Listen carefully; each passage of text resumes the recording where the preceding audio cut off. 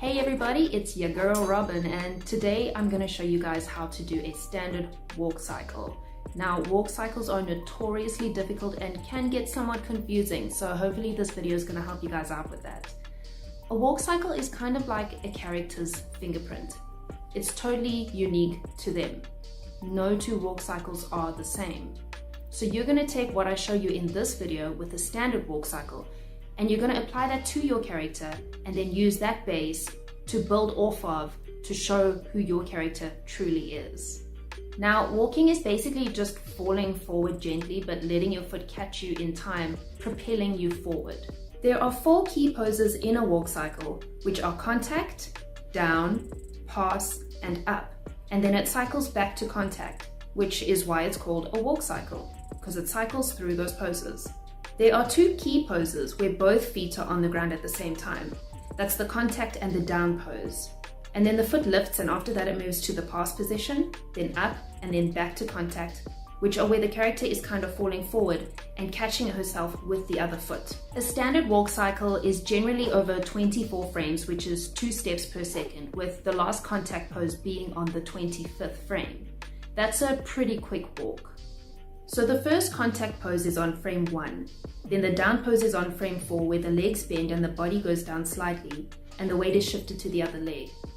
The pass position, where the leg that was behind passes the other leg that the character's weight is on frame 7. Then frame 10 is the up pose, where the character's body moves up on her toe a little and the other foot is kind of preparing to land. And then back to the contact position on frame 13. Then the next down pose is on frame 16, then pass position at frame 19, then up again on frame 22, then back to the contact position that we started on frame 25. Do you notice how there's this curvature or arc in the ups and downs? It's easier to see when you look at the height of the head and the hips. The sort of medium point is the contact position in terms of height.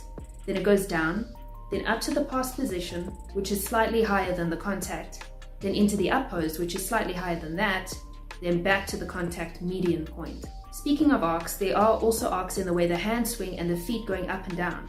Arcs are super important when animating. Now, like I said, this is just for a standard walk cycle, and you would change up the pace and the timing depending on the sort of vibe you're going for with your character and what they're feeling, what their purpose is. Are they in a rush? Are they depressed? Are they happy? All of this affects your walk cycle. You also need to be cognizant of what sort of animation you're working on, the style of it. A cartoony walk cycle is very different to a realistic walk cycle. Cartoon characters are often done on 8s, which is 3 steps per second, because it's a lot more snappy and upbeat. But a realistic walk cycle is usually a bit more leisurely. Now, there are 2 ways that animators do walk cycles: the feet sliding way and the not feet sliding way. Those are not the official terms. The feet sliding way, or TFSW as I have just right now named it, is when you've got the character actually walking in place with their feet sliding on the ground, and then you move the background behind them, or you just move the character as a whole along the ground. The non-feet sliding way, or NFSW, not to be confused with NSFW, is when you actually have the character walking, propelling themselves forward along the ground. So you're not moving the background behind them, you're not just moving their whole layer, they are actually using their feet the way real people walk to move forward. The thing with the first technique, TFSW, is that often you can see that the feet seem to be sliding on the ground. It can be difficult to match the movement of the background to the pace of the character's walk, or animating the position of that main controller to the pace of the feet. It can also be harder to get a nice natural looking movement with the body. The second way of actually moving the character forward with each step will get you a more accurate representation of the walk and the movement of the body, and avoid that effect of the feet sliding on the ground. Obviously, you have different needs for different projects and different programs, but if you are going to do it that way, moving the background behind them or moving the entire layer as a whole, then just be aware of that and try to make sure that it doesn't look like your feet are sliding on the ground. What you can do to try and help this is to have a little marker on the ground layer where the foot is placed. So a stone or a piece of grass or something. and then you keep that marker in line with the foot as long as the foot is on the ground. That way it can help you to keep the pace of the background moving at the same pace as the character. Now, obviously your character's build will also affect the way that they walk. A super muscular person walks differently to someone who's really not muscular at all, or a really big person walks very differently to someone who's quite small. You also need to consider the differences in men and women's builds. Our hips rotate differently. Women often have a greater range of motion in their hips, and we usually walk with our feet placed in front of the center of our body rather than in front of the corresponding hip. And we also swing our hips a bit more. If you watch a model on the runway, you'll see how she's careful to place her feet in front of her, not to each side of her as she walks, and see how much her hips rotate. Now, obviously, models exaggerate it a lot more, and most women don't walk like that in their day-to-day life, but you also do exaggerate things a lot more in animation.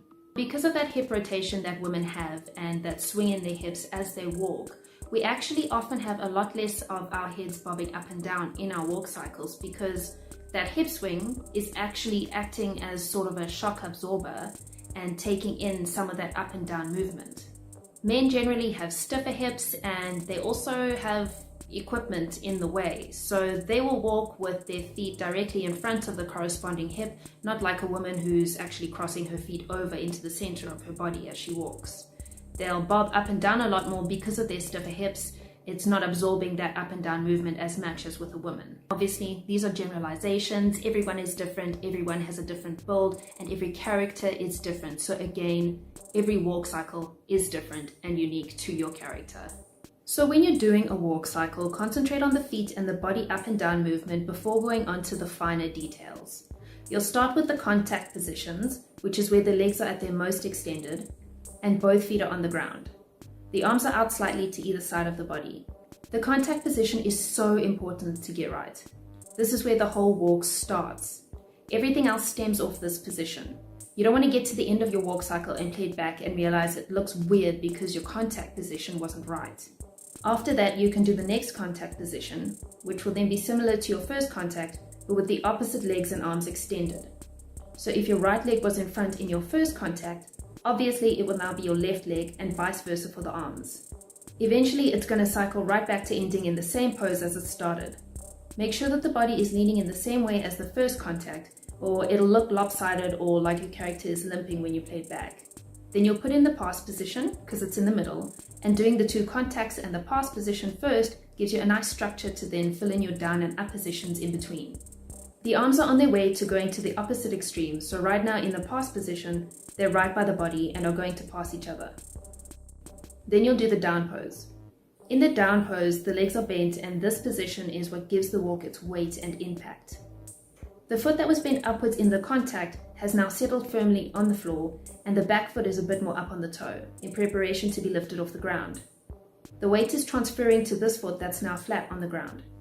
Make sure to always be aware of your character's balance and where their weight is sitting.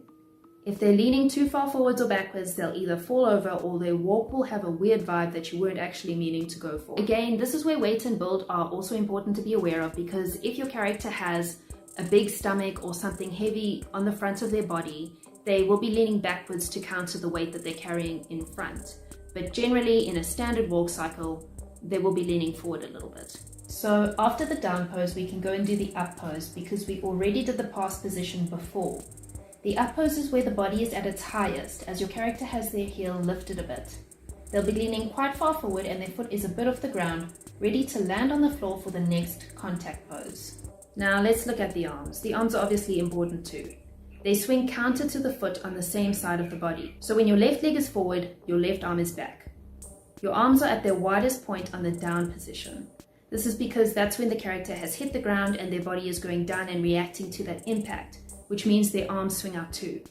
I know it would be great if they were at their widest nicely and neatly in the middle, which is the pass pose, but it just isn't, so I'm sorry. Once you start to go into adding more detail to your walk, you'll also add follow through to your hands to give your walk a bit more realism and fluidity. As the arm moves forward, the hand drags behind, and as the arm changes direction and goes back, the hand will do the same a few frames later. You'll also go further and add hip and shoulder rotation, and again, that's where the counter movement comes in, and your shoulders will move counter to your hips. Obviously, if you're working in 2D, a walk cycle from the front will be approached slightly differently to a walk cycle from the side. But the same concept is there, it's the same key poses, you just need to approach them from a different angle. That's where working in 3D is nice because you just change the camera angle. Bonus tip, if you're working with a rig, you want to use FK, that's forward kinematics on your arms, and not IK, which is inverse kinematics, because you want to get those nice arcs in the swing of your arms. So you need your arm to rotate from the shoulder and not be guided by the hand, which would happen with IK. Now, for your walk cycle to cycle seamlessly, especially if you're looping it, you need your first and last contact positions to be exactly the same, or there's going to be a jump in your loop as it cycles through. If your character is sad, they'll be walking more slowly and they'll be slumped forward a little bit, and the down position will go down a little lower so that you can feel that heaviness in your character. You can also have the arms lag behind by a couple of frames just to show that there's that drag on what they're feeling. If your character's happy, they'll be walking a lot quicker, there'll be more bounce to their step, and their head and shoulders will be back and straight. Think about all the ways that your character's emotions and purpose, or lack of purpose, are going to come through in their body language and in their walk cycle. If your character's old, they might have a limp, or one side of their body might drag more than the other. And if they're really young, like toddler young, they might have some problems with balance. There's so many things to consider with your character in emotions and personality and physiology that you need to bring through in their walk cycle so that we can truly understand who your character is. So that's it for walk cycles. I hope that this video was helpful for you, and let me know in the comments if there's anything else you'd like me to cover in another video, and also if you just have any tips for other animators on doing walk cycles that you think would be helpful. If you liked this video, don't forget to hit the like button, subscribe, and turn on notifications so you don't miss out on any others. Thanks for watching. Love ya. Bye.